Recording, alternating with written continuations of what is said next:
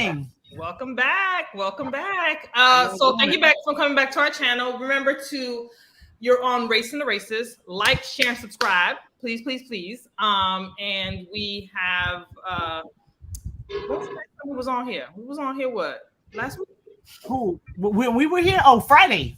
Remember, we was here Friday. That's right. We were on Friday. Okay, so we back. Listen, it's election season, so forgive us for not remembering what day it was. But we're back, and we have our guest who's running for district-wide in Broward County Schools, and we had him on before, but we wanted to do a recap with him since we're in full swing. So let's get into it, right? All right, so I'm Narnique Pierre Grant. Y'all can call me Nikki. I'm one of your hosts for Racing the Races. I'm a mom. I'm a former candidate. I'm on several different boards and committees. I, advocate for us. I'm a Haitian. If you see my Haitian flag in the back. And I'm all that in a bag of chips. So I'm gonna let my co-host introduce herself, and then we're going to our guest. So I'm not gonna brag that hard, but I'm a family chef there, one of the co-hosts of Racing the Races. We're here. It's election season. It's revving up. You guys only have a couple more months before the primaries, which starts August the 13th is when early voting starts for the primary season. The actual election day is August the 23rd. So we're trying to get as many candidates on so you can have information about them, see what it is that they're going to do.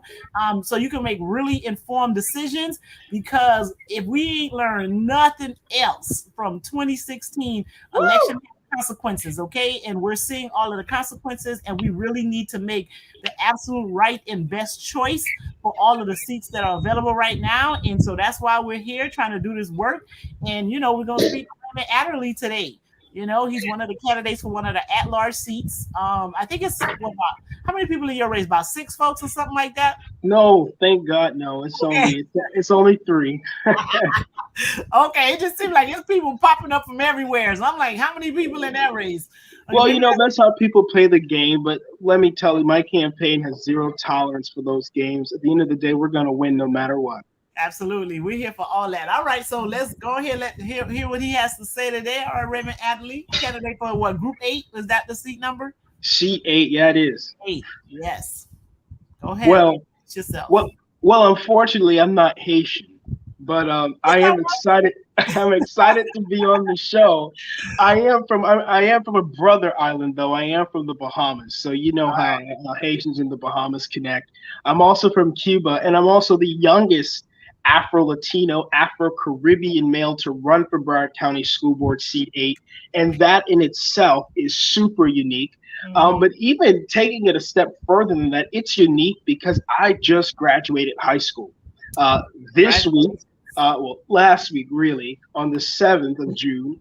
And there's no one more uniquely positioned to go on that dais and fight for students and fight for teachers and parents in our community more than I am. Right now, where district is in perilous times, we're having some super troubling issues that are sprouting up from our African-American community being upset by the lack of Black district administrators and principals, all the way to the fact that the district's response to mental health is still struggling. There is so much work to do, and quite frankly, this board has been as ineffective as trying to eat a fake piece of bread. And we've got to get rid of that, and we've got to change it up, and change starts with one voice transferring to being the voice of so many other people. And that's what this campaign has always been. I've always been the voice for the voiceless. That doesn't stop now. And I'll tell you where that theme and that concept came from. It came from the night on December 14, 2010. I was 6 years old. My father and my mother, who was a teacher, we had just come from our Christmas show because she's a preschool teacher, and that's something that preschool teachers do, especially over at Phil's Academy Preparatory School.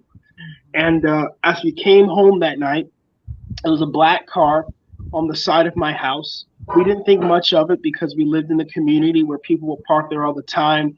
There are always parties going on. It's Miramar, a friendly community. People always go fishing in the canal that was down the road and would park their houses there. And here's the issue. When we got out of the car that night, little did I know that'd be the last time I ever had a conversation with my dad. We got out of the car and we were robbed at gunpoint. And I was sitting by the balcony sliding door and I'm screaming because I had just learned stranger danger that day. And a gentleman turned over to me, pointed a gun in my face, and said, "Shut that kid up or I'll shoot him and everybody in here." My mom reached over and covered my mouth. And right then and there, I knew what it was like to have no one to talk to, nothing to say. And so for the thousands of teachers in this district who are in that position, to the thousands of students in this district that are in that position, to the thousands of parents that are in this district, in this position, I am your champion because I have been there and I understand what it means. And it's no longer time for people to try to buy political seats, people try to get a pass by on being ineffective incumbents, or people playing political games and getting in races. It's time for candidates to roll up their sleeves, get involved, and serve their communities. And that's what I intend to do. Yeah, we liking it, honey. Yes, absolutely, absolutely. And I hear what you're saying about the voice being like voiceless. So I did go to that school board meeting on yesterday. Okay. And it seemed like they allowed. I mean, I'll let you talk about that issue, right? But when you just talked about giving voice to the voiceless, it kind of resonated with me. And because what they did was they kind of act like they was giving people a voice, but they kind of sure. You know, because it was like, oh, everybody got a minute to say something, and we're gonna let 30 people say it for a minute. And I was like, yeah, they talking, but they ain't getting a chance to say anything. As soon as they were getting to the substance of the point they wanted to make, the time was up, right? So tell so those who don't know about what happened yesterday, because I think you made some mention of it, you know, not in a full way, but explain what's going on with the school board right now, how that's going to impact a whole bunch of schools, administrators that are there, teachers, and all of that. And you give us your take on what happened. Absolutely. So first of all, you know, I've got to be a funny guy all the time. And I don't know why we let Sandra ask the first questions, because hers are always particularly tough, but that's okay. I get through there pretty well. And that's because I just keep it real and I'm always very honest. And so what happened yesterday was this. You know, the Deerfield Beach High School community and the Blanche Ely High School community, both of which were huge supporters of this campaign and this movement. And I thank them for the work that they're doing to help me with my campaign. But not only that, the work that they're doing to uphold their communities and the values that they hold deep out on the east side of Broward, which we know historically has always been neglected. And this is not the only school dealing with these problems, but more specifically to what happened yesterday, this is all the fallout because of the superintendent's organization chart that she sprung on the school board. And you know what I really particularly dislike is that yesterday, Sandra said she was at the meeting, and she heard all the school board members gripe and complain, but at the end of the day, it was still a 9-0 vote in favor of the superintendent's changes. And so where is the accountability to this superintendent? Where is the transparency to the community if we have board members that play the victim and then become the villain? That is simply what we can no longer have, and that's why I'm running for school board. And you know, another reason why I'm running, because in Broward County, and excuse me, I know this is probably inappropriate to say, but I'm going to say it anyway, because I said I keep it real. It's the same shit every time, different toilet paper, and it's no longer time for that. And so here's the synopsis of what happened.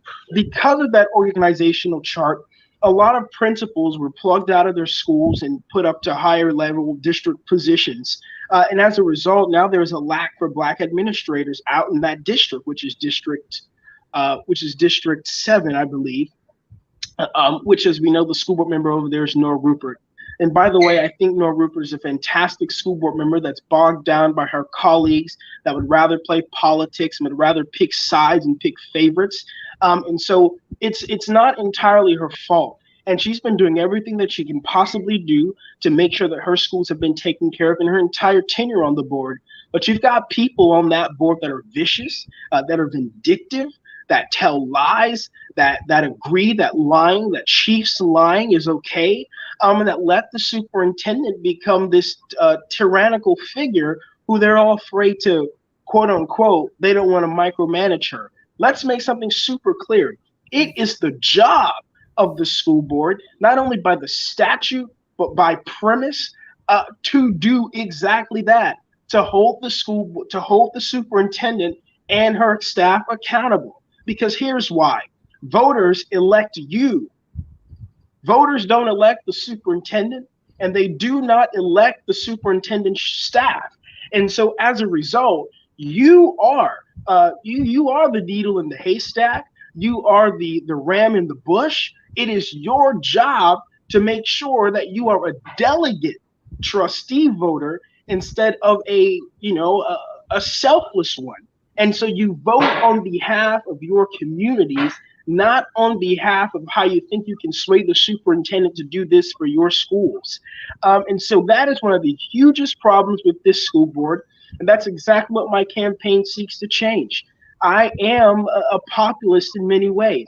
I'm not going to do anything my community doesn't approve of, because at the end of the day, the big problem here is you have a lot of people forgetting where they come from. And let me tell you, I'm Black, and we don't forget where we come from. And so at the end of the day, it's those same voters that are going to put me in the dais in August are the same voters that I'm going to ask about everything before I make any decision on that board. Yeah, I hear that. And so I took some notes about what some of the folks said, because not all of the board members commented. And like I said, they was like, oh, we're gonna let people speak. And then the first 15 people who spoke were sent there by BTU. Half of them, you could tell that their script was prepared, because some of them Absolutely. said, I'm like, dude, you don't even understand what you just said, right? Like they just told you that go up here and say these words, and you said those words, right? And so we had some of that. And then you had other folks who like, your job ain't even affected. Like, would you work in an office doing what? Like, why you here talking, right? So the whole idea that happened, and then at the end of it, it was like, well, it was a 15 for it and 15 against, and it was split right down the middle. I'm like, yeah, that seemed very deliberate and intentional. In the fact that the first 15 people who spoke were in support, seems like there's like, get there early, sign up, and to make sure that's all people keep hearing, right? Well, that's how people. So let me tell you, that's how they organize. They do that. And so at the end all be all is, it's our community that has to do a better job at organizing. Because yes, it is the first 15, or I think it's actually the first 10 people to sign up that are guaranteed 3 minutes of public speaking time, which, by the way, that time went down because it used to be 5 minutes. And then they also play the game where they get up there and yield more time to one another so that more people have time to speak. And that's okay, because I'm all for the democratic process of allowing people to speak in public meetings. But what I'm also for is ensuring that all voices are heard in an equitable fashion. You know, it's thrown around so much in this district that they value equity, they value diversity, but the proof is in the pudding. And where exactly are we seeing that equity, and where exactly are we seeing that diversity? Is it only when the Black community gets so up in arms that we finally make a decision and choose a side? That I think that's the only time that we start prioritizing those things, because if not, it seems like it's on the back burner. And so here's the catch-all. So to what I say today is, when I get on the dais, I will be your strongest voice. But I cannot say that my words and my actions alone, and I'm a very persuasive individual. That's why I was number 45 in speech and debate in this entire country at one point during my career. But at the end of the day, we have to be able to equip ourselves to be able to get out there, speak on our items, and speak on our issues. We can't be ashamed, and we cannot be afraid. And if that takes getting to the meetings earlier than those folks that sign up, if that takes having to sign up for the public speakers list online, emailing, submitting public comment before the fact, then guess what? That's what we're going to have to do if we're going to want to see these small victories. And I will be your champion to lead you to those small victories. So you give me a call, you send me an email. I love the fact that I advocate myself and brand myself in such a way that I'm one of the most accessible candidates you'll ever meet. And that's true. And if you want to prove me on that, give me a phone call. All right. And so Raymond take notes. So I took some too, right? So I I Sure. took some from the meeting yesterday. And this is the stuff what got me. And I was like, and this was unanimous, right? So Debbie Hickson was talking about how she said, well, one of the reasons why they did the chart was because they were supposed to try to reduce managerial costs in order for them to pay teachers more money. But when they saw the numbers, it didn't seem like that was what was going to happen. And the superintendent couldn't give them like an exact number because the salaries would depend on the years of experience and all of this yak that was being told, right? But we, even with all of these concerns and without getting a straight answer from the superintendent, she went ahead and voted for it, right? And Murray was talking about how like this is gonna fall on you, and this is gonna be all on you, superintendent. You gonna have to deal with this and all that, and that's some more yak. Because again, she almost want her job no more, right? So other people are gonna be there. So she was like, I'm gonna just vote for this mess and walk out the door, and that's y'all problem. That's how I heard that. Leonardi was also talking about how like, oh, we should not do these things without having the support from the community and letting them be a part of the decision making. And even if you're gonna go 15, it was at least 15 of them 30 people that spoke that said part of the problem was that they didn't get a say so in this, and you knew that happened, but you still allowed the superintendent to go ahead and do this anyway. Okay, Rupert talked about explaining the money. She talked about Deerfield High School, like as some of the schools did get what they want, but then but still, she had concerns about it too, because again, the community didn't get to get they say so, because apparently the superintendent schedule a meeting with them, ended up going to a different location for where the people was at, and she pick and chose who she was going to speak to. So even when she said she was going to come and talk to the community, she didn't talk to the community, but y'all went ahead and said, okay, ma'am, go ahead and do what it is that you're trying to do.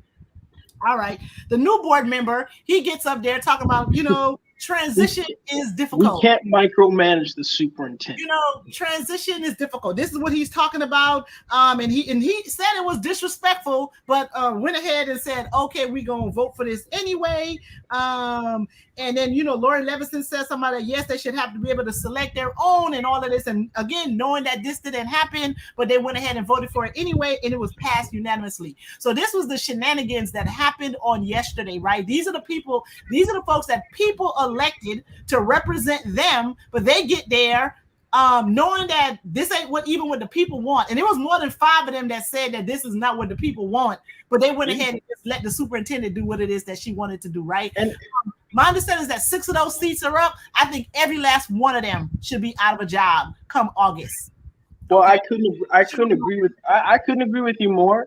And I'm just gonna cut in real quick here and just say this much. Excuse me, and say this bit. This is an issue because this is a relatability problem. It's because these people have not lived this in a while. They don't understand what it is to lose someone that looks like them, or someone that relates to them, or someone that has a personal effect on them. And as a result, again, this is why I go back to me being the best candidate for this job. Because over COVID, when we lost so many teachers, I lost my senior naval science instructor, and we went an entire year without one, and we had to find another one. And it's hard for students to make those personal connections again and get used to someone. So Mr. Fogenholy is right when he says transition is difficult. That's correct. It's very difficult, especially for the people who you represent, who are directly impacted by the decisions that are made on that board. And so at the end of the day, it's students that are impacted by these decisions to remove principals and APs and teachers and move them higher up the chain. Certainly, this is how the superintendent can view how it's making our district better, at least in her eyes, in her scope. But once again, I always say this is a super reactionary board and not one that thinks, long term. They think so short-sighted because they're always at the butt of the problem instead of being at the top of the problem. All right. Well, he said my question was hard, so I didn't think your question was hard. He answered it eloquently, and I think he did. Yes, he did. Did a great job. So I want to come back a little bit because you made a very key, important statement: playing the victim and becoming the villain. As you stated, and as we all know, these board members are elected officials, right? So they answer to the people. And the fact that the superintendent, I'm gonna put it out there, the fact that the superintendent is cozying up with the Broward Teachers Union president and basically just it's the truth. You saw the picture of her with at the concert for I did. Okay, And we caught them off guard about wearing masks. Yeah, she was hanging out with Jason. So she's all of a sudden, my personal feelings with the superintendent. I think that there's a country bumpkin, and I don't know where they found her and why she came where she at, but that's just my feelings. The feelings and only opinions of Narnique. Yeah. We try not to call people out their name. Well, that's just me. And has nothing to do with anybody else on the show except me. So I'm taking that off. But the fact that the BTU president is basically, in my opinion, running the school, the superintendent. There was an article that just came out from the West Side Gazette went into detail of some of the people who were demoted in that district that we're talking about, as well as how the BTU has been harassing some of the teachers, harassing some of the cadre directors, harassing some of the principals. Come on, are we really surprised at that behavior? No, not with her, not with that woman. I saw a few lives with her, and I was like, "Is this real life?" She's, and then the behavior at meetings, behavior on the streets, is not becoming of someone who is a president of an association or a union. That's one thing. But the question becomes, if you are so privileged to become the District 8 member, how are you going to relate to the BTU president? And will you allow her, as she has been doing clearly with some of the board members, run stuff run things and basically run the show behind the scenes? Like, what are your position with that? Absolutely not. 100% absolutely not. Teachers are the backbone of our education. Absolutely. My mom is one. My grandma's a teacher. Most of my great aunts, my mom's aunts are teachers.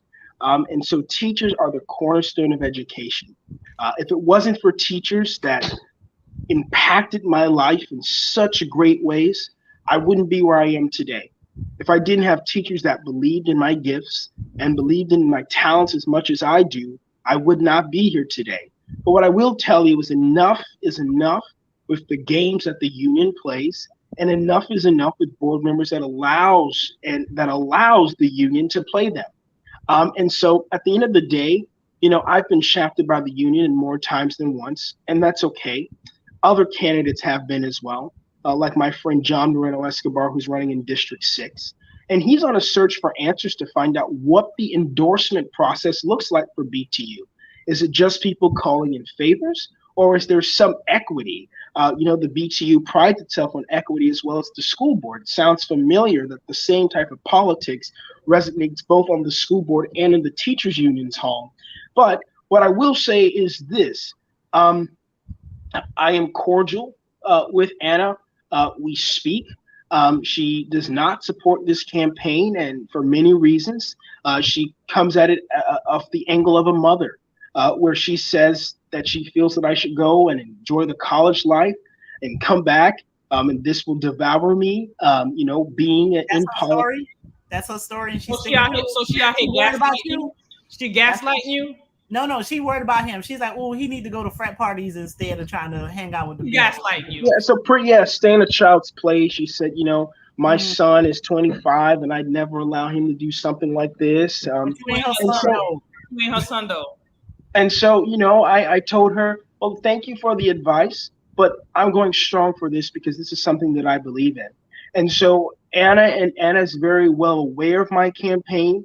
Anna's very well aware of the threat that my campaign holds against her endorsed candidate, who is Donna. But what I will say is this: I have never been a strings attached candidate. And that is why so much of the establishment does not like me, because they cannot get me to hold promises. I was just on the phone just before I jumped on this call, and someone asked me why did I not go to the Deerfield Beach High School community meetings. And my response to them was this: and I can get that person who I was on the phone to make this comment publicly. And she asked me, why was I not there? And I said, because when you're at those meetings and emotions are high and people are really pushing for things, then commitment is asked of it. And because I keep it real, I don't like to give people false pretenses, because I do not make promises that I cannot keep. I do not play politics the way that everybody else in Broward does. And because I don't do that, and because I'm true to my brand, which is something new and something fresh, I will not do that. But what I will do is do what's in the best interest for students, teachers, and parents, who are the cornerstone of education, and to represent them to the best of my ability. And so if there's something that I agree with that BTU is putting forth, I will support it. If it's something that I disagree with, I won't support it. And at the end all be all, we will all be happy together working our things out for our district. Because if we care about the kids, then at the end of the day, hopefully, the best decisions will be made. Well, I can tell you that the BTU does not have an equitable way of endorsing people, because I ran for office too, and that you can't find nothing that will show any kind of equity, or if it's something that's done in a one of those processes that are supposed to be democratic. So I just want to put that out there. You talk about you keeping it real. You're telling, you don't play politics. So I know that you are young, but I believe that you are an astute young man, as well as someone who understands the needs of the people, especially because you are in the ground, you're in school, you're with other kids, you learn about it. So what do you say to some of your critics that, obviously, BT President Anna she's a non-factor, so I'm not going to even bring her up. But what do you say about the critics that are out there say that you are too young and that you are not ready for this task? I feel that you are. You're a District 8, and I'm gonna put it out there because I adore you. So I am voting for you. I'm gonna put that out there. I'm putting that everybody can hear you say, because you're at large. But I believe that you are. I believe that young people, and I know Sandra and I have had this conversation. I believe that young people I think it's vital for young people to be in elected office. I think it's important. I think that when we have the mix with the older and the younger, we make better decisions. So what do you say to your critics that don't think that you're ready, that you're too young, and that you're not ready? District is an at-large seat for the person who had the question. What covers it? It covers all of Broward County. What do you say to your critics, Raymond? This is actually always my very favorite questions, because it's when I get to make everybody double think and take back their criticism. Because here's why. There are some people that get it, and there are some people that don't get it. But to the people that get it and don't get it, so to the people that get it, let me reiterate it for you. And for the people that don't get it, let me persuade you of why this campaign is something. It's because of this reason alone. There is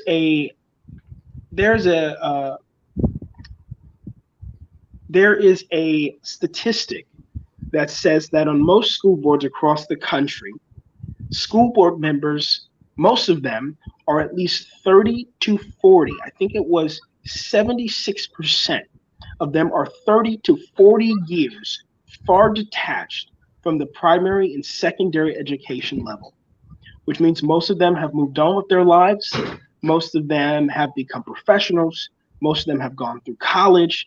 Most of them have kids already that have already graduated from high school.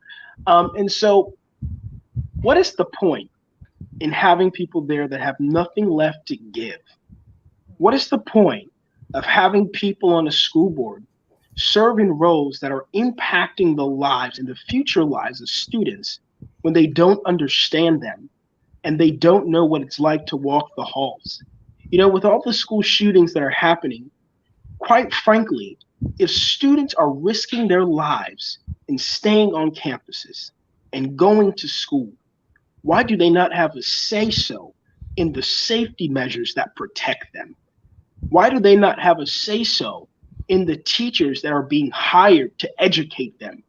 Why is it that students don't have a say-so when a new principal is appointed to their school to uphold the culture?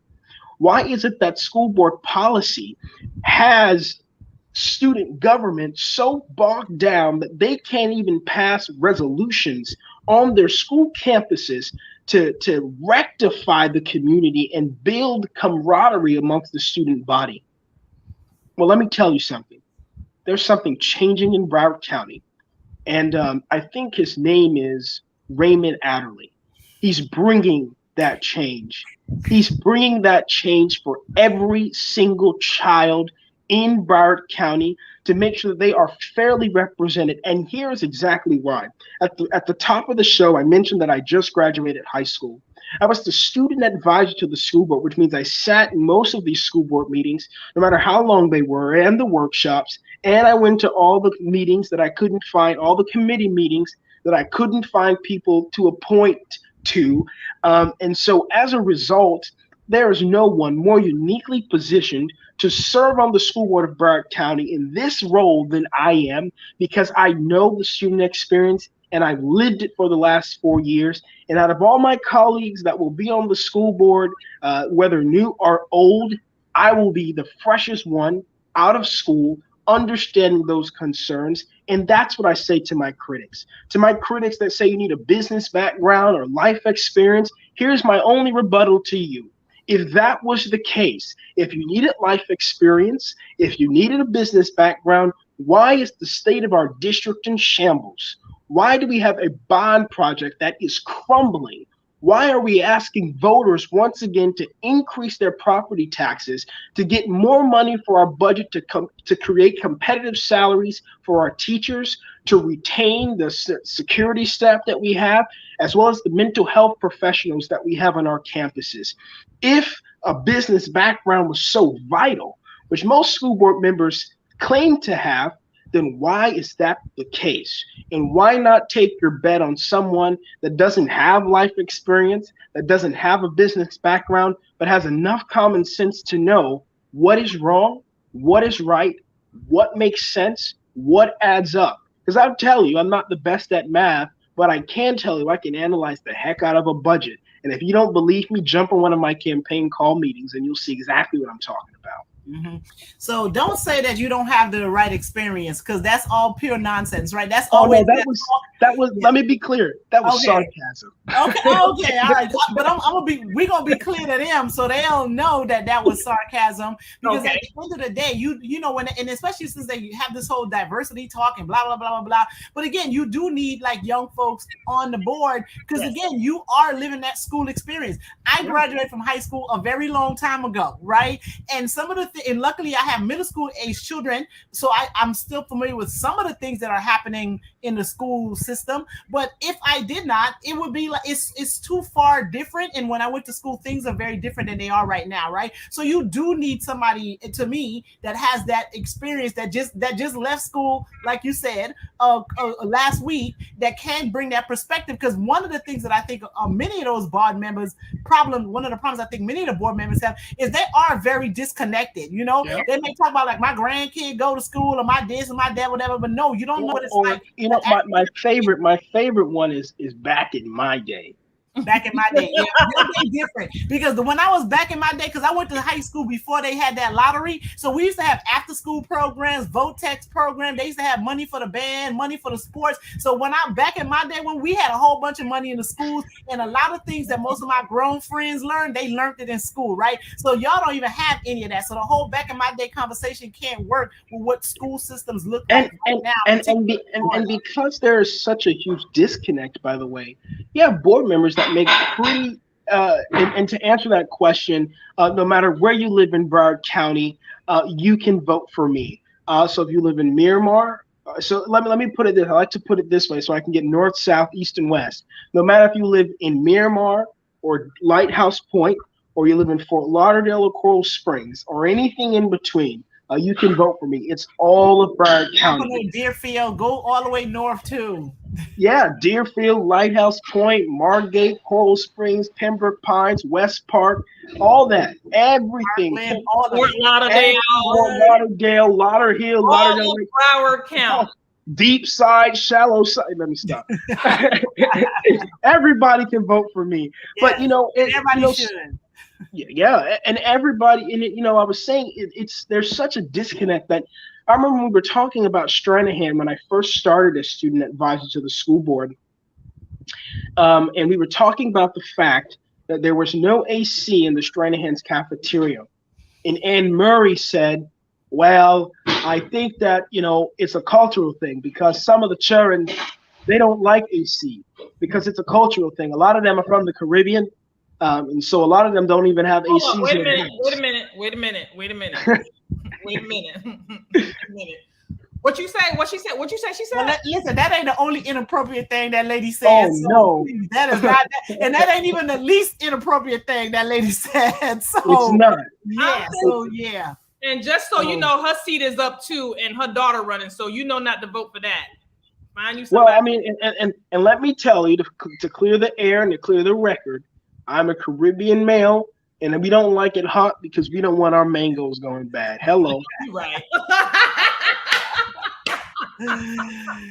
Yo. Oh man. Well, she said it's all right to be hot in that school. Y'all ain't got no AC, no fans in y'all house anyway. That is crazy. And this is somebody who represents, who's supposed to be representing the people. Okay. All right. And by the way, District 1 has quite a few Title I schools, so I hope that all the students. Isn't it like 19 out of the 20? At least one of the candidates who came said it's about 19 out of the 20 elementary schools. 19 out of 20 elementary schools. Title I schools. And that might be true. So I hope all those parents that are hearing that, I hope you know the right way to go. Mm-hmm. It won't be the daughter. That's what it won't be. Anywho, listen, tell us what are the top 3 things you would like to see, or the top 3 things are on your agenda if you are elected as District 8. What would those things be, and what does that look like? Absolutely. So my campaign has always been about redefining the conversation to the needs of students. I think that when you redefine the conversation to affect the needs of students directly, I think that's when you see good policy being getting passed. Okay. Thank you for being on, Nikki Gray, and I hope to get your support. So if you want to, and I'm going to take a quick segue here before I finish answering the question. If you want to see more about me or hear more about my platform, I challenge you to go to RaymondTakesNotes.com. And my entire bio is there. My platform is there. And then all of the speaking that I've done is there as well. So from Today Show to Good Morning America to People Magazine to Times, the Time Junior, it's all there. As well as you can go on any of my social media platforms, be that Facebook, and send me a friend request, or follow the campaign page, which is Raymond Takes Notes, or follow me on Instagram, which is also Raymond Takes Notes, or Twitter at Adderly Raymond. You can find all of my speaking engagements. Everything that I've ever said on this campaign is here. And most importantly, what you'll find is I have an unwavering spirit, and I have committed to my issues, and I have said the same thing since day one. But more importantly, here's the hold up, y'all. More importantly, what I think are the top 3 issues for me in redefining the conversation and making our district meaningful is this. Number 1, we have got to have a robust mental health approach that prioritizes the needs of students in a way that goes beyond just showing them videos or doing mindfulness exercises. A lot of students have been targeted over the course of this last year by the governor. And it doesn't matter if you're Black, if you're Native American Indian, if you're gay or straight. He has come out swinging for everybody. And that has affected so many students. And showing them a video on how to breathe is simply not enough to deal with those issues. They need to speak to real people with real emotions that are able to talk to them and counsel them and get them the help that they need. And what we're not seeing in Broward is we're not seeing that. And so mental health is a crucial building block to having a 21st century learning education, coupled with my next point, which is good facilities. Over the pandemic, we lost at least 50,000 students, most of them who we still can't find. But it's safe to assume that most of those students either went to private school charter school, or virtual school. That took with them millions of dollars. And granted, Florida has the 49th lowest per pupil spending rate in the country at a rocking $1,200 per student in comparison to states like New York that spend per pupil $27,896 per student. Here in Broward, we just don't do that, but it's because our state doesn't equip us to. But it all makes sense. You two are both parents, and there are so many parents in this district that have to make the tough decision on what schools to send their kids to. And there are several factors, at least I know as a parent, that I'd consider. What's the quality of education like at that school? What does my child really get out of it? What does it look like? What does the school culture, what is that like? And how does my child best fit here? And so many students can pass a Stranahan, they can pass an Ely, they can pass a Piper, and simply just go absolutely not because of the way that it appears on the outside. But on the inside, you have dedicated teaching staff, people that are willing to work with your children one-on-one. And I think that it's so important that with that being said, that our teachers, our administrators, our clerical staff, our support staff, our janitors are well taken care of. And what I'm saying here is they need a well-deserved wage increase. And so we've got to find the money for that. We've got to find the money for good construction. We've got to find the money for mental health. We have got to increase academic opportunities that go beyond just college. Dismantling that entire pipeline of students having to believe they have to finish high school and go directly into college is simply not true. Sandra, you're an attorney, and I know there are so many attorneys out there that struggle to even make $50,000 a year, and there are certainly attorneys that struggle to even make six figures. But to students out there and to parents, that doesn't have to be your only option. But this school board is not presenting it to you. My stepfather is an AC technician. He makes close to $250,000 every single year. There are doctors and business. There are doctors and attorneys and engineers that struggle to even get there. And you compile that on student debt and student loans that you have to pay back, and mortgages and high rents and car insurance. So I think the simple fact is it's expanding our magnet programs to students that can't get there because of academic opportunities that they were not offered. It's expanding trade programs in this district, expanding access to career technical education, getting more students in this district certifications in the things that matter, like EMT. You know, Broward County right now is dealing with, can you guys still hear me? Yes. Okay. Broward County right now is dealing with a shortage of people that can take calls at 911. There's a certification for that students can get out of high school. I wonder how many people actually knew that. There's a certification for that, but how many schools actually offer that certification other than Fort Lauderdale High School that has a dispatch program? And so that's the end all be all. And so we have got to find ways to expand those programs. And at the end of the day, that's what this candidacy is all about. That's the change that we're bringing to Broward County. And that's not platitudes, folks. That's pragmatism, and that's keeping it real. Mm-hmm. And all that needs to be happening. I mean, Nikki, I'm glad that you're here talking about all the things that, you know, about the horticulture, mechanics, and hair and nails and all of that. And like when I was in school, they had a lot of those programs. And the thing that Raymond says, like, I got a whole bunch of degrees. I got business degree. I got an MBA. I have a JD. I got a whole nother master's degree. I do a whole bunch of stuff. And I'm telling you, my friend who does, like my classmate who puts up the hurricane shutters, consistently makes more money than I do on a yearly basis. You know what I'm saying? And so, and he learned other trades. Like while we were like in middle school, one of them did like work. They used to have wood shop or something like that.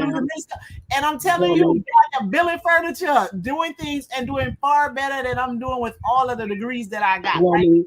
mechanics, The mechanics, absolutely. air conditions, all that stuff. It All makes of it. money. Plumbers, we talked last week when we had one of the, I think it was a commission candidate, one of them, and I talked about how a plumber came to my house. That man was here 30 minutes and charged me $325. You know what I'm saying? So if we talk, there are people we know who don't make that in a week. Definitely some don't make it in a day. But so we should definitely not sleep on those trades and really make an effort for students who, if that's the route they want to take, they need to be able to take that route. And there's a lot of respect in that work, right? And everybody really doesn't have to go to college. And because you do it, there's no guaranteed of there necessarily being success in that respect. So all the things you're talking about, I think is very important. And I hope, of the seats that are up, other folks that that's going to win with you are have some of the same ideas at hand, and they're able to get that to pass. So one of the comments, I wanted to address one of the comments. Oh, so Bobby Henry made a comment about Reverend Paul Wiggins that's running for in the group one, in the seat one spot, right? And he was actually at that meeting yesterday, and I was taking notes because I know Raymond takes notes, and we were going to talk to him today, right? So one of the things that Reverend Paul Wiggins talked about was how that there needs to be things need to be equitable and transparent, which wasn't with the process that we talked about earlier. And then you said without the referendum, they can lose jobs, and there was also a mention of there really being no confidence in the work that the superintendent that was doing. But one of the things he recommended was that they tabled that item that was of such a big debate yesterday, and they wanted to review the job descriptions and also ask about, interview the people who are given these positions to review their records, their ratings at their school, and see whether or not they would renew those promotions and demotions that were made. He's the candidate for District 1. We're going to try to see if we could get him on here to come and talk to us, or even if he doesn't get a chance to talk to us, somebody put him on the platform, somebody find a way to talk about him, because some of the things that Raymond was talking about are in line with what the Reverend Paul Wiggins was talking about at the school board yesterday. He took time out today. Reverend Wiggins is a great friend. I've preached at his church twice to this point now. But he is a great friend. He's a great guy, and I wish him all the success in his bid for school board as well. Mm-hmm. Well, put that out there since his name came up. The goal, and thank you for bringing that up, Sandra, because the goal is to make sure that people like Raymond and people like Reverend Wiggins and people who are in other races who have the same thought process come and replace these people. Because to me, I feel like we're at a place right now where Broward County, the school district, is so dire straits. No, the state got problems. Like this is so I hear you, and we want to talk about making changes on the Broward School Board, but Raymond also talked about some stuff that the governor was doing, right?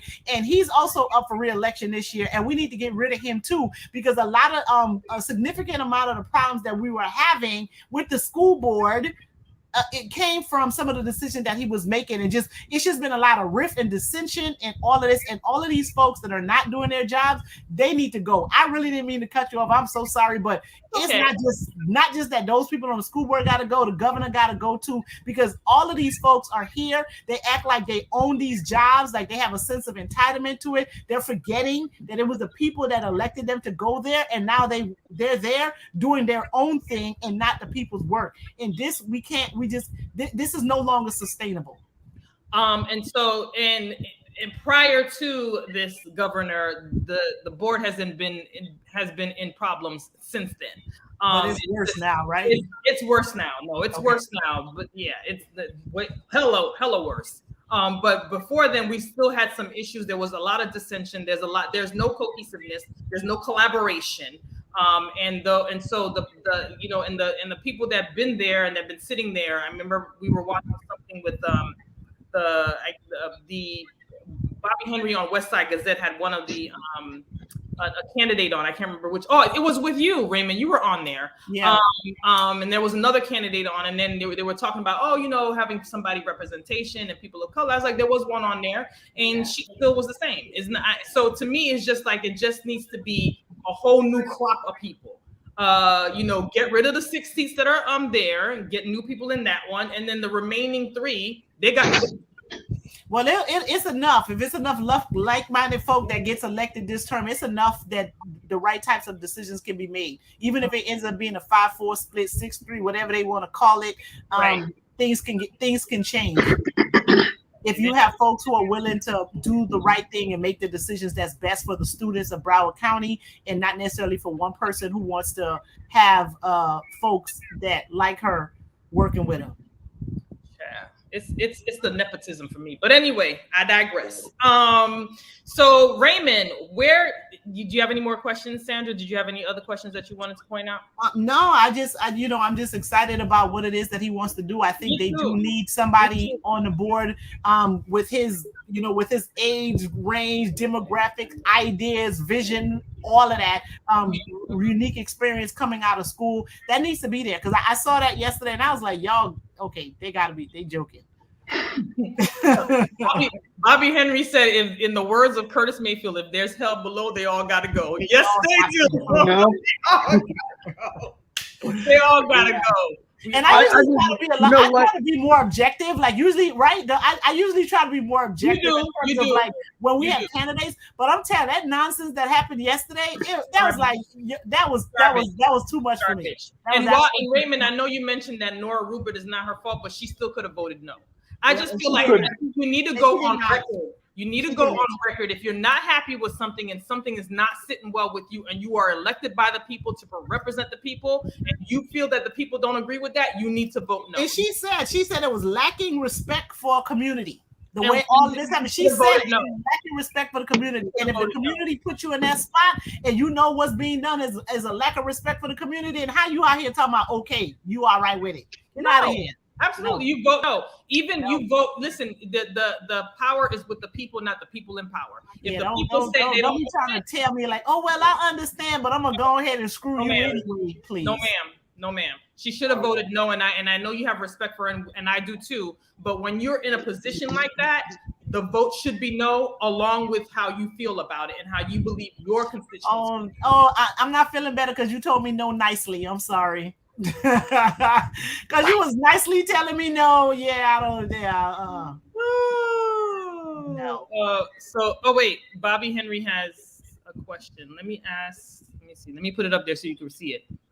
Let me ask a question. Is this it's wrong, but you vote for the that's exactly what they did. They all of them was talking like, oh, I know, and the money ain't adding up, and it was supposed to save money, but it don't look like it's gonna save no money. Oh, she didn't tell nobody this, or the community didn't know. There was no transparency, but we gonna go ahead and do this unanimously. I will say it again. Same shit, different toilet paper. It sure is. Yeah. It sure is. So listen, let the people know how you can be reached, Raymond, because we need to get you in office, boo. We need to volunteer and like I said, give up that Starbucks money, y'all. Give up that Starbucks, please. To go put some money into his account.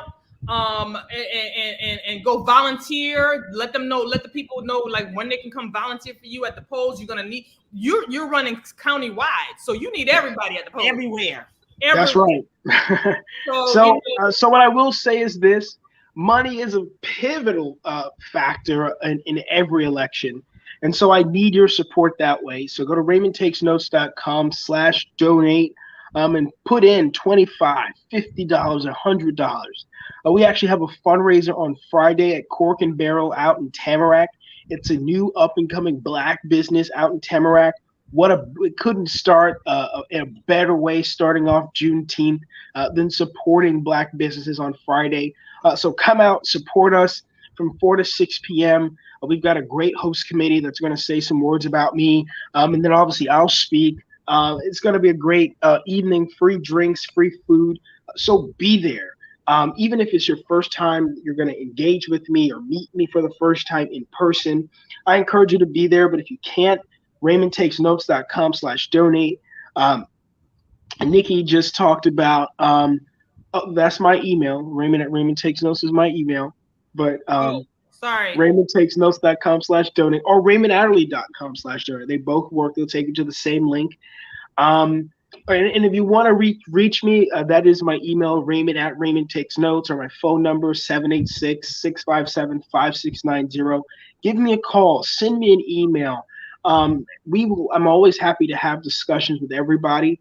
And then lastly, if you can't donate money, then you certainly can donate time when you have the opportunity. So make sure you go to raymondadderly.com/get involved or /volunteer and sign up to volunteer. Help us get on the ballot help us win the ballot. We're getting on the ballot tomorrow. But help us win the ballot by volunteering with us to make phone calls, knock doors, hand out literature at the polls. We take care of our people, and I believe that firmly. If you take care of your people, then your people will take care of you. And so we're looking forward to having every single volunteer, every single dollar that we possibly can have. This is a grassroots donation. Out of every 100 donations I've received, or out of every 50, let's put it at a smaller number, maybe one of them is over the $50 threshold. So I need those smaller donations, monthly, recurring, weekly, whatever you can do. Chip in, help us out, help us change this county for good. And I promise that I can't and I won't let you down. Raymond, so, they want to know, where's your event on Friday? Where's your fundraiser on Friday? The name of the place and the address if you have it. Sure, let me just pull that up. It's at the Cork and Barrel in Tamarack, and the flyer is actually on all my social media, but the address is 10052 West McNabb Road, Tamarack, Florida, 33321.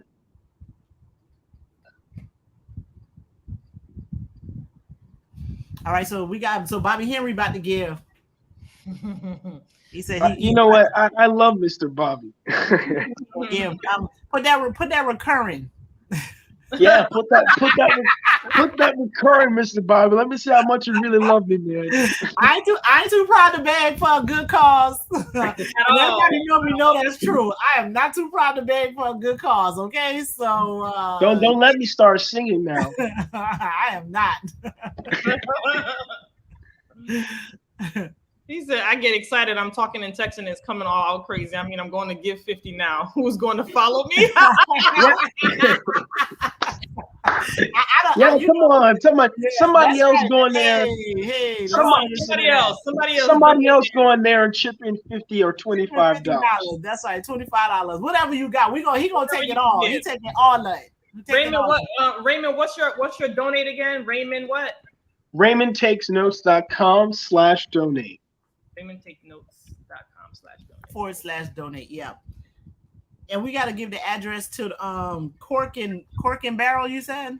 Yup, Cork and Barrel in Tamarack. Let me repeat the address for y'all one more time if you need it. It's 10052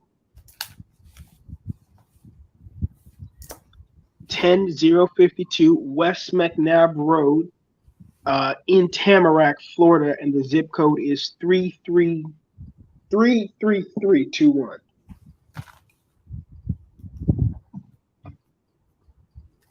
You typing it in, Nikki? Uh-huh. All right. Yeah, no. So we're excited, very excited about the campaign. So Bobby said, go by his office, Raymond. You better get over there. He said, come by my office. I will do that. I'll be down that way tomorrow. Yes, Nikki. His Facebook and IG is the same. Raymond Take Notes. It's the Twitter that's Adderly Raymond, right? Yes. It's at Adderly Raymond. But Facebook and Instagram is Raymond Takes Notes on both Facebook and Instagram, and Twitter is Adderly Raymond. Hold on, I think there's one quick mistake with the address. Let me just double check. It's 100. It's 20. Yeah. It's 100. 152. It's 10052.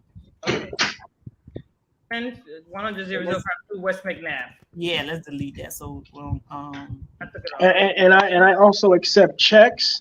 So you can always write a check out to us at Raymond Takes Notes, Raymond for School Board, and we can go to our bank and deposit that as well. And so you can drop off your checks either at you can mail them to my address, or you can come on Friday and give it to us in person at our fundraiser. What time on Friday? 4 o'clock. And hey, we're not running on CP time. 4 o'clock for real, not 5. 4.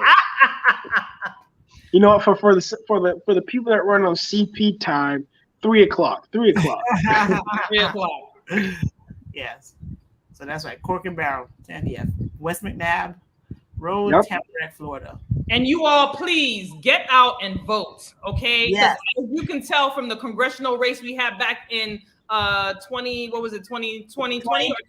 Yep. The special election one or the regular one? Special that was girl. That was not 2020. That was like early this year. I don't know, child. Listen, that special election, 5 votes. 5 January. 5 votes on 5 votes. 5 votes separated the candidates. Your vote matters. Come out and vote. Some of the votes, actually, not some of them, but usually around this time in these midterm elections, voting turnout is really, really low. But we really need you all to come out and vote this time. It's serious, y'all. This school board is trash. We got to get rid of all these people. Your local elected officials are running. There's a county commission election coming. There's a government election going. I mean, listen, we really got to put like three black people on the commission, 3 or 4 black people on the commission if they do it right. If they do it right, that's what's gonna happen. If they do it right, that's what's gonna happen. Oh, Percy Johnson, you're being called out by Mr. Henry. No, don't call out Percy. Percy's on my host committee for the fundraiser. Oh, okay, so he gave his money already. All right. Percy better donate. Already, Mr. Henry, so you don't have to call him out. He already on the host committee. Percy should be calling you out, Mr. Bob. That's right. We need to make sure that we come out and vote. Listen, voting is August. What is it? August 23rd. August 13th. There's early voting. Vote by mail ballots go out on the 15th of July. And the primary date is August 23rd, which will be the last day to vote. So make sure you get out there and vote. Yes, absolutely. Let me tell you something. You are one of the best interviews and candidates we've had on because you've been honest, you've been straight to the point, and we need young people like you to come in and really change the trajectory of what elected officials look like. And so I'm very proud of you. And one of the things he said, and I took notes when he talked about like how, the average age of the person on the school board been out of school 30, 40 years or something like that. I'm like, yeah, that sounds like government right now, right? Because even in Congress, these people are like 85, 88, and then they putting their names for re-election in 2026. Ma'am! Your old self think you about to be running again in 2026. Talk about it. Right? So I'm absolutely excited about like young folks saying like, listen, y'all mess with our life, you know what I'm saying? So we want to have a part of this conversation, and so they're bold enough to go ahead and run, and I'm here for it. Just like in 2020 when Stephen Meza and Elijah was running, they were actually running against people I ended up liking a lot, but I was excited just to see the young folks just saying, you know what, we're here, we're ready to do this, and we need to have a voice in decisions that are being made about us. And that's why I'm even more excited about Raymond's campaign. Is that super proud of you. So please do with me. That's right. So please join Raymond. Bring some checks, bring some coins, bring some cash. And I think you could take $50 in cash, right? That's right. That's right. What they said on Coming to America, what Lisa said, we love the one that jingles, but we prefer the one that folds. So you want to drop your checks, you can bring up to $50 in cash, and they're going to take that too. Okay? All right. And then the rest will be in checks. You don't gotta make a donation like Hakeem. Sorry. You're not mixing it up. He'll take that too. Whatever the legal limits are. Whatever the legal limits are, of course. Up to the legal limit. So please, if you are in the area in Tamarack on Friday at 4 p.m., please join Raymond on Cork and Barrel, 10052 West McNabb Road, Tamarack, Florida. Come in, meet the candidate, talk to them. This is what our future looks like. When they say the kids are our future, this is who that is. And since it's Juneteenth weekend, everything black. Everything black. Everything black. Get you a black candidate. Everything black. All right, Raymond, thank you so much for coming again. You are a breath of fresh air. We wish you nothing but the best. I certainly am voting for you. So at least you got one. Me too. That's two. That makes a big difference. And yes, it does. So Bobby Henry's really on here, Chad. He just what did he did? I'll put him one more time before we go.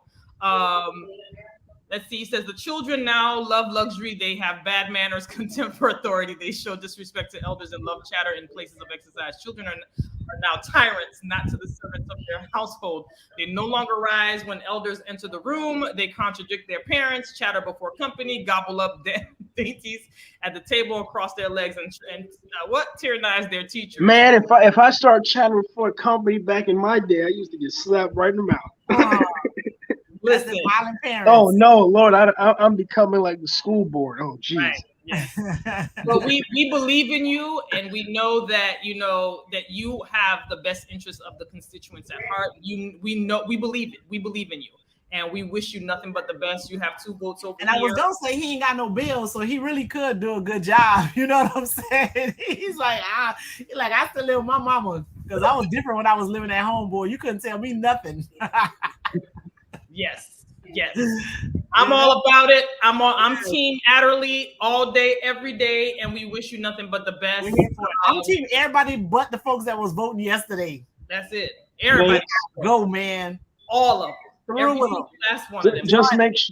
Just make sure y'all don't accept any money from one of my opponents that's going around doing that. But that's a conversation for another day. Let's end the show. All right. Well, we are going to round out, and we hope to come back here in August and say our Adderly won. You know what I'm saying? That's right. But you need 51%, so there's no runoff. 51%. That's not looking feasible right now. So maybe November, but we can still do it in August. August into the universe. 51%. 51%. That's what we're doing. 51%, and we done. We need him to 51%. Y'all go tell your friends, your families. Make sure you vote Adderly at the thing. Are you gonna be at the top of the ballot? Yes, you are. Your last name. Yes, I will. Yes, that's right. Top of the ballot. The top of the ballot for District 8 for every single person who is voting in Broward County. You pick Adderly for number 8. That's who we do. That's who we rock it with. Because Raymond takes notes, and he showed y'all that he actually does take notes because he answered all them questions. He don't just take notes. He understands the notes that he's taking. Yes. Okay, and he can answer questions. So y'all better don't play with him. Don't play with him. So Mr. Henry, what did Mr. Ladies, you are all shout out. We need to come on your show. You need to come on our show about that. Yeah, we'll do it. Y'all are shout out. We need to come on your show, and you need to come on our show. Absolutely. Yeah, we sure do. All right, Raymond. Thank you. And listen, Raymond takes notes on Facebook and Instagram. Adderly Raymond on Twitter. You need your money and your time. That's right. And we're here to help you, brother. All right. You take care. Thank y'all. Talk to you soon. All righty. Bye-bye. All right. Okay, so I'm here for it. That was good. We don't even need to recap because we was recapping while we was talking to him.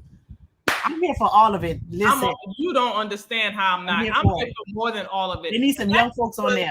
And let me stop calling him Ken. That young man was like, listen, this is what it is. I ain't got time to play no game. I'm all about getting. I'm not gonna go in no meetings and have them pressure me into making promises I can't keep. Okay. He said you go into that meeting, that pressure on, and all of a sudden you start agreeing to all kind of stuff you know you ain't gonna do. At least that young man knows his limitations. He's like, listen, y'all not gonna get y'all gonna set me up. Not today. Not today. Not never. Okay. And I'm gonna call it. And what is it? I'm gonna call a spade a spade. That boy. Yeah. When he said something about some bread, like the bread that you can't eat or something like that, he said something about the bread. I was like, yo, he out here dropping all kinds of stuff. Toilet paper, child. That boy, let me tell you. Yeah, and I love him when he said they play the victim, then become the villain. You understand what I'm saying? Listen, wasn't that a word? Man, that was a word. That was it. That was drop the mic. Let's go. That was drop the mic right there. I'm gonna vote for Raymond Adderly and switch up what's going on because what we got is trash. It's crazy. I'm telling you, they were saying like, oh well, we understand and the money don't make sense. It wasn't transparent and it wasn't for the community, but we're gonna vote for this unanimously. What? Okay, please. Get out of here. And if you all haven't had an shout out to that Reverend Paul Wiggins. I'm telling you, that man was over there talking about like y'all need to table this item right here. Okay. Review these records. Let us know if these people who y'all claim was promoted really should have been promoted and how they stack up to the people that were demoted. You know what I mean? He said, and I'm a candidate for District 1. That's Murray C. Got her daughter up in there. That's gonna be a bunch of the same. The damn lady done said garbage. AC because they from the Caribbean. She that daughter grew up in the same house with somebody that's that nonsense. So we don't need it. We don't need it.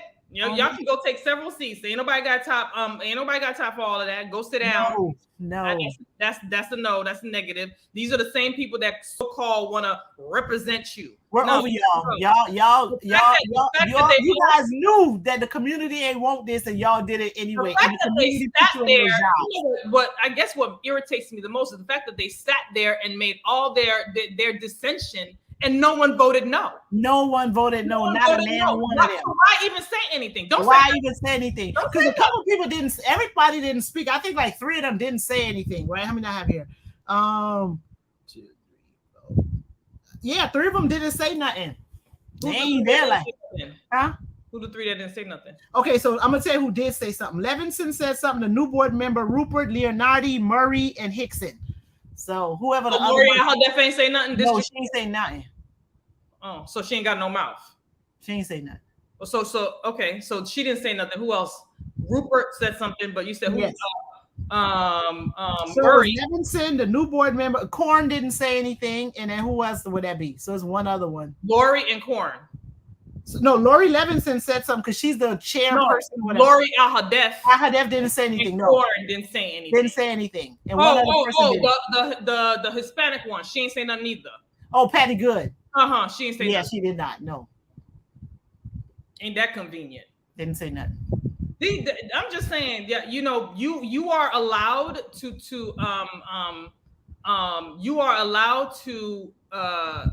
call out your elected officials because they work for us. And the fact and not saying anything is saying something. It's just as bad. Because someone even said that one of the people that was coming, there's like y'all silence is deafening. Deafening. Okay. They said that silence is deafening. Y'all saying something when y'all saying a whole lot. My thing is, if you're gonna make a comment and you're gonna make a dissenting comment, then your vote should have been no. Period.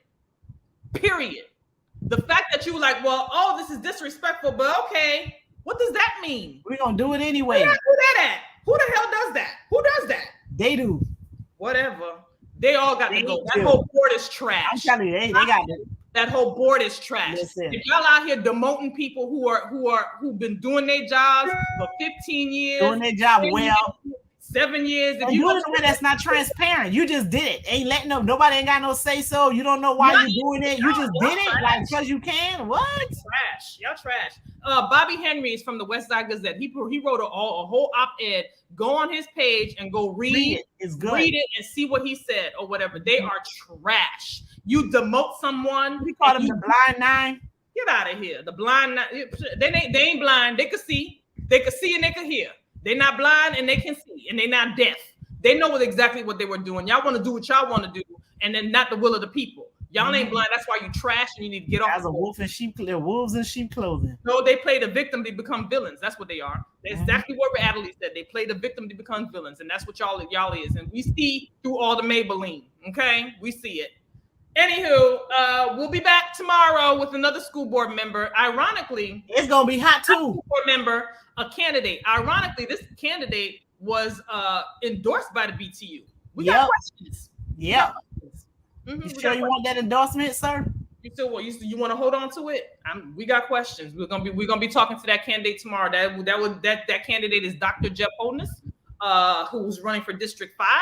And so we're gonna have a conversation. That's a race that got like 7 people in it. Yeah, it got like 6-7 people. And we also have everybody running for that seat. Lord. We also have 2 more candidates that are coming to talk to us from that race. Yes. Natalie Lynch Walsh and I believe Antonio Burgess. And Antonio Burgess is supposed to come. Yes. We want to know about the BTU. We want to know what's going on. We so this he got the BTU. He got endorsed by somebody. I saw something that she got endorsed by someone. Oh, I don't know.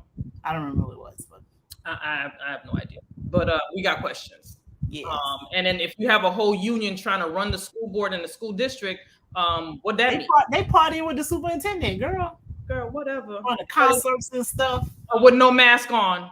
Them. That was in the middle of the panoramic. But that was in the middle after they made that vote that they didn't want to. They was gonna protect the kids. Yes. In the middle of the panorama. There was middle of the panoramic. Panorama. At a whole concert. At a whole concert, breathing each other's airs in their face. Yeah, just out here, just being all kinds of what you call it. Yes, BTU did endorse Jeff. They did. He put, and let me tell you something. Full disclosure, I had said congratulations before you read the article. Before I read the article. So I got questions. Now I'm upset because after that meeting, I was like, yeah, I got questions. I said nothing. Yeah, you did. I did not say nothing. I was like, what? I saw that after when I saw Bobby's op-ed, I was like, that's what we're doing. Okay.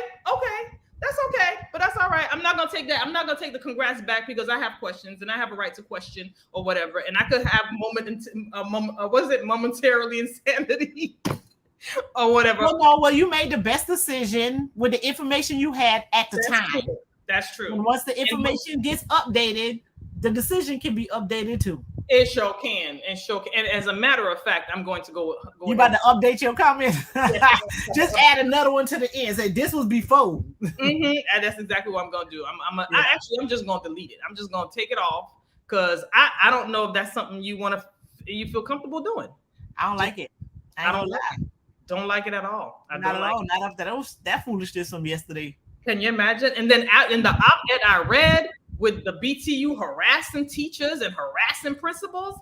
I mean, we already saw how that lady rolled. But my thing is, you the Broward Teachers Union. How you harassing the people that you're supposed to be? Well, no. So this is how they harass because they represent all the teachers, but they pick and choose the ones they like, right? Because sometimes they'll represent one over another. So that's how that ends up happening. Because then all the teachers, as long as you're a teacher, you could be a part of the union. But then they be picking and choosing who battles they gonna fight. And sometimes, I guess as a union, you gotta fight them all. What you mean? No, as a union, you're supposed to fight them all. Not but some of them. That's not how. But that's so if they gotta fight them all, right? Some of the fights that they had, like we don't agree with, right? Because one of the people who they chose to fight for was that woman that was using the N-word 10 times. That called the child the N-word 10 times. Well, I think her story was that she just said the word. She was just repeating what was heard. That was her story, and she was sticking to it. So they represented that person, which hey, I'm a defense attorney, so I kind of get that. It's the other things they do, because there's a lot more of those stories that people don't know. For Dr. Honus tomorrow, I have questions. That's all I know. I got questions. Well, he'll have some answers. Yeah, I'm pretty sure he will. I'm gonna be nice though. I'm always nice. I don't know why. Always nice. You don't need to. No need to be nice. We're always nice. I think we're always nice and straight. Like those that don't like us, oh well. I mean, it is what it is. Apparently, I'm not nice though. But what? Maybe we should know. Because we're gonna dress up for real. And then when we do our other show, when we just talking about regular stuff, then we're gonna wear our I Match Energy shirt. Oh, so that was you telling me not to wear it because I was gonna Don't wear it. I was gonna wear that shirt, and you was like, "Boy, listen here." Right. Okay. Because that's the people who get mad at me is because I kind of do match energy. Like it could be very pleasant. So listen, or it can't. I do match energy, so you can dictate how we gonna act today. You can dictate it. And I still try, but after a while, it's like, okay, it ain't gonna be. I ain't taking no more disrespect. I'm turned off. I am. But my problem ain't usually the disrespect. This is the one that be underestimating my intelligence. That's the part where I be getting offended. That's true. Like, that's when I get offended. Like, so the disrespect I could take. I don't like don't be trying to underestimate my intelligence. Right, because I tolerate a lot of disrespect. No, you do. Not that you tolerate disrespect. I think you can see through the disrespect, and it's like you know what it is. I can place it. I be like, oh, I understand what that's at. Right. I just go past you don't tolerate it. You can see through the BS, and you like, okay, I ain't even gonna pay that no attention. But what I am tickled about is the fact that when somebody underestimates your intelligence, you like see what I get offended by that. I do. I do. What you not gonna do? Like, ooh, you think I'm dumb, huh? That's when the game changes at that point. And I don't walk around talking about I'm smart. Like I don't. No, I don't. don't walk around talking about I'm smart. I talk about my degrees when I kind of have to. But like when the people, that's when you be messing up when you do that part. Girl, I'll be looking at you like, oh Lord, they don't talk about them. They make no look bad. I'm like, oh, they think I'm stupid. Oh, poor them. And then you lock them against the wall. I'm like, oh damn, wait. So what happened was, it's too late. So don't do that part. Don't come with the fast talk trying to think I ain't gonna hear what you say. And don't come on the show because one candidate did that. Don't come on the show all lackadaisical and try to come for us too. Don't do that. Don't do that. We're not gonna blow your spot up. But what we gonna do is expose you. So don't do that. Yeah. Like you don't do that. Don't do that. So we're good. But I got questions tomorrow. I'm gonna make it real clear to you that I ain't as dumb as you think I am. That's all. That's the only thing I do. That's all she does. Yeah. So if it is some things I'm sensitive about, I am a little sensitive about that part. Yeah. Well, I don't even think that's. We can have a pleasant conversation. Don't just come out here thinking you about to out talk nobody that get paid to talk trash for a living. You know what I'm saying?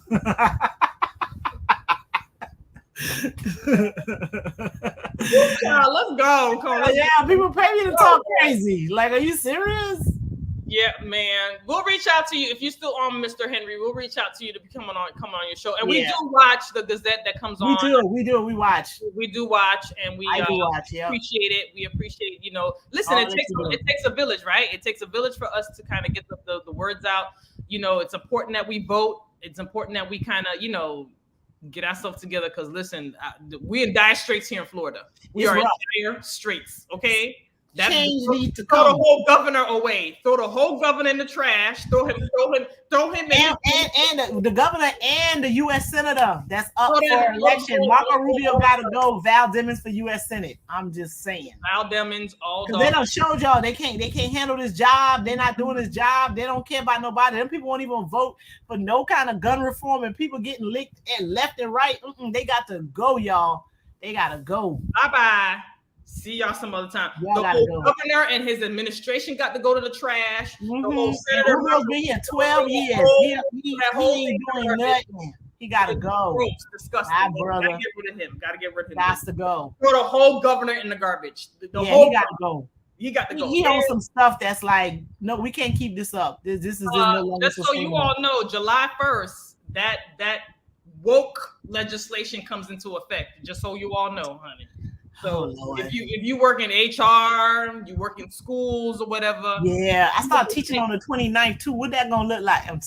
You can't make it's gonna be all right. You don't make the white people uncomfortable. I teach facts. Don't make the white people feel uncomfortable, honey. Well, I don't know how they're gonna feel uncomfortable because I just teach facts. Well, facts is not. I don't teach alternative facts. I teach facts. But apparently, the facts, like the governor said, may or may not have happened. I'm just saying. Oh, that's the words he used. We're not going to make people feel uncomfortable, make children feel uncomfortable on something that may not have happened. Okay, that's the words he's using. May or may not have happened. Just like slavery may or may not have happened. Oh yeah, January 6th may or may not have happened too. Well, that's the point. My point exactly. That may or may not have happened. No matter of fact, they came for a tour. Oh yeah, that's right. There was no insurrection.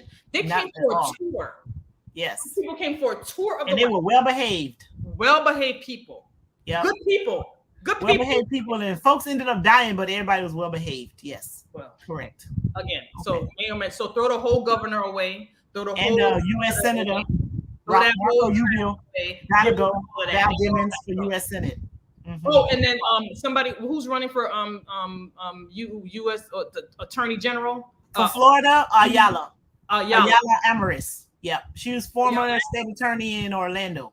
Listen, this is a busy midterm election. We got some good choices, y'all. We got some good choices. We do. Listen, all is not lost. It is not. If we make decisions, we have candidates. All is not lost. Okay, Yes. so just do your part.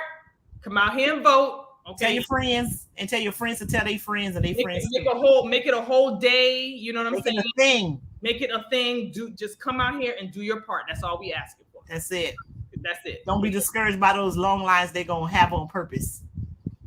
Don't do it. Vote early, vote by mail. You can track your vote. Do that. If you're not in lines. We will be fine. I promise you. We'll be fine. As long as we show up and vote. We got this. That's it. And District 8, Adderly's the first name. Make sure y'all punch that in. Yes. All right, y'all. So we'll see you tomorrow. We're going to have to save them from themselves again. We got it.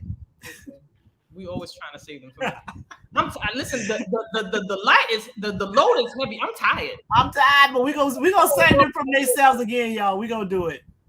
Black women to the rescue, as usual. We don't wear capes. Not all heroes wear capes, okay? We gotta save them from black skin. That's what we do. We wear black skin. We try to tell the 55% they didn't want to listen, but now they're this close to losing. We'll save them from themselves once again. I guess. I'm tired. Right, if we must. All right. We have to. We must. All right. All right. See y'all tomorrow.